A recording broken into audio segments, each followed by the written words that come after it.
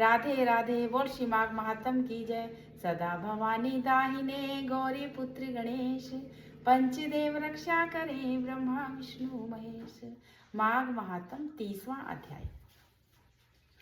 प्रेत और पिशाच की मुक्ति की कथाएं सुनने के पश्चात महर्षि लोमश ने ब्राह्मण वेदनिधि से कहा कि हे ब्राह्मण, पिशाच रूपधारी तुम्हारा पुत्र अग्नि एवं पिशाच योनि धारिणी समस्त गंधर्व कन्याएं यदि यहाँ से मिलकर त्रिवेणी जल में स्नान करें तो इन सबको तत्काल ही पिशाच योनि से मुक्ति प्राप्त हो जाएगी। महर्षि लोमस के यह वचन सुनकर वे सब के सब बड़े प्रसन्न होकर तथा उन्हें बड़ी सांत्वना प्राप्त हुई। उन सबों ने तत्काल ही महर्षि लोमस के साथ प्रयागराज के स्नान के लिए प्रस्थान कर दिया। आकाश मार्ग से गमन करते हुए वे सभी तत्काल ही प्रयागराज पहुंच गए। वहां पहुंचकर महर्षि लोमश ने कहा, आप सब तीर्थराज प्रयाग के दर्शन करें। इस दिव्य तीर्थ के दर्शन एवं स्नान से अज्ञान, पाप तथा समस्त दुखों का निवारण होता है। इसी पावन तीर्थ राज प्रयागराज में यज्ञानुष्ठान करके श्री ब्रह्मा जी ने सृष्टि रचना की थी। इसी पावन तीर्थराज में स्नान करके देवादिदेव भगवान विष्णु ने श्री लक्ष्मी जी को प्राप्त किया था। गंगा जी की महिमा का वर्णन करते हुए महर्षि लोमश ने आगे कहा, भगवान शंकर की जटाओं से अवतरित भागीरथी गंगा जी समस्त पापों, तापों तथा संतापों को हरने वाली है। ये समस्त दिव्य भोगों एवं रिद्धियों सिद्धियों को देने वाली है। समस्त दुखों का निवारण करने, दीर्घ आयु, पुत्र पौत्रादि, धन वैभव और सभी प्रकार के सुख प्रदान करने वाली है। सिद्धि की प्राप्ति के लिए समस्त सिद्धगण इन्हीं की सेवा करते हैं। ये भागीरथी गंगा जी स्वर्ग सुख तथा सर्वोत्तम ऐश्वर्य को प्रदान करने वाली है।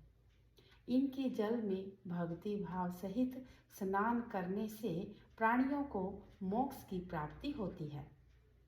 प्रयागराज में श्री गंगा जी के साथ सूर्य सुता, यमुना जी तथा सरस्वती जी भी हैं।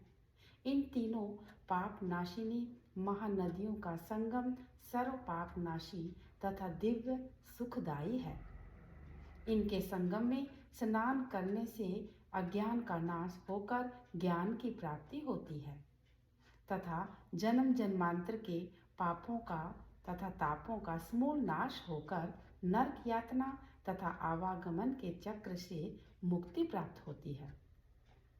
प्रयाग की महिमा की अन्य कथाएं सुनाते हुए महर्षि लोमस ने आगे कहा, अत्यंत प्राचीन काल में एक गंधर्व महर्षि ऋचिक की पूजा अर्चना में बाधा उपस्थित की थी। महर्षि ऋचिक ने क्रोधावेश में उस गंधर्व को श्राप देकर काक बना दिया था। तब वह गंधर्व इन्हीं तीर्थराज प्रयाग में स्नान करने से काक योनि से मुक्ति पाकर पूर्ववत गंधर्व रूप प्राप्त हो गया था। शास्त्र प्रमाण है कि सदैव से ही देवता तक प्रयागराज में अपनी मनोकामनाओं की पूर्ति के लिए यज्ञ, हवन, दान व स्नान करते रहे हैं। धन की कामना से अत्यंत प्राचीन काल से देवराज ने भी यहीं पर यज्ञानुष्ठान एवं स्नान किया था। भगवान शंकर को प्रसन्न करने तथा उनकी कृपा प्राप्त करने के लिए महर्षि कश्यप ने इन्हीं तीर्थराज प्रयाग में घोर तप किया था। इसी प्रयागराज पर महर्षि भारद्वाज जी को योग सिद्धि की प्राप्ति हुई। यहीं पर योगेश्वर सनक सनंदन सनत कुमारों को दिव्य ब्रह्म ज्ञान एवं उत्तम फल की प्राप्ति हुई थी।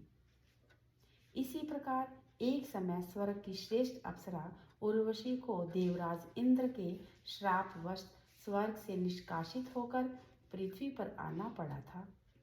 तब श्री प्रयागराज ने स्नान करके उर्वशी ने इंद्र के श्राप से मुक्ति प्राप्त कर पुनः स्वर्ग में स्थान प्राप्त किया था।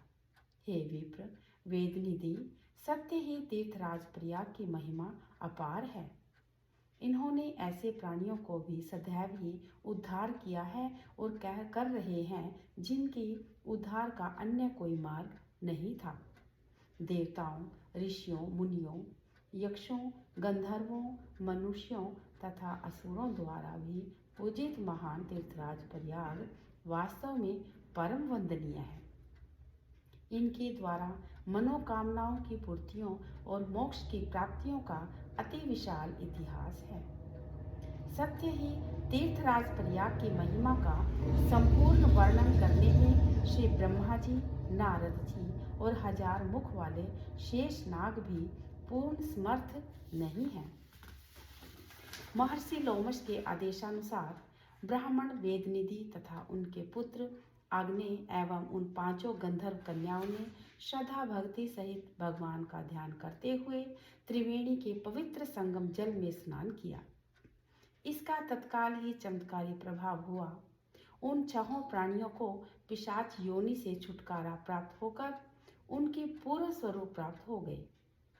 इस चमत्कारी दृश्य को देखकर भाव विभोर होकर धर्मात्मा वेदनिधि ने श्रद्धा और भक्ति से आप्लवित होकर महर्षि लोमश से निवेदन किया, हे दयामय, आप धन्य हैं। आपकी कृपा से ही इन छहों प्राणियों का पाप के महासागर से उद्धार हुआ है। हे ऋषि श्रेष्ठ, अब ये समस्त प्राणी आपकी शरण हैं। आप कृपा कर इनका कर्तव्य एवं भविष्य निर्धारित करें। ब्राह्मण वेदनिधि का निवेदन सुनकर महर्षि लोमश ने कहा, ऋषि कुमार आग्नेय अर्थात तुम्हारे पुत्र ने समस्त वेदों को अध्ययन पूर्ण कर लिया है, अतएव अब यह इसके पश्चात के कार्यों का पालन करे। यह युवा है तथा गृहस्थ आश्रम में प्रवेश करने के योग्य हो गया है। अतएव तुम्हारे पुत्र आग्नेय का अब यह कर्तव्य है कि वह विधिवत शास्त्रोक्त विधि से इन गंधर्व कुमारियों का पाणी ग्रहण करे। इसके पश्चात महर्षि लोमश के आदेशानुसार तथा अपने पिता के सानिध्य में आग्नेय ने पूर्ण शास्त्रोक्त विधि से उन पांचों गंधर्व कुमारियों के साथ पत्नी रूप में पाणी ग्रहण कर लिया। अपनी मनोरथ सिद्धि के हर्ष में आनंदित होकर वे पांचों गंधर्व कुमारियां तथा ऋषि कुमार आग्नेय आनंद उत्सव मनाने लगे। ऋषि कुमार आग्नेय भी पूर्ण संतुष्ट एवं प्रसन्न था और गंधर्व कन्याओं के आनंद का तो पारावार ही नहीं था। कथाओं का समागम करते हुए महर्षि वशिष्ठ ने कहा, हे राजन, तीर्थराज प्रयागराज और माघ महात्म का यह दिव्य इतिहास अत्यंत पवित्र एवं मनोरथ है। यह समस्त प्रकार के मन, वचन, कर्म किए गए पापों का नाश करने वाला है। जो मनुष्य भक्ति भाव से इसका नित्य प्रतिपाठ करते हैं, उनके संपूर्ण मनोरथ पूर्ण होते हैं।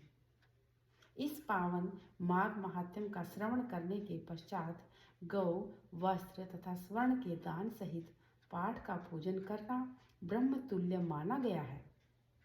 इस महात्म्य को सुनाने वाले ब्राह्मण का पूजन करना भगवान विष्णु के पूजन करने के तुल्य है।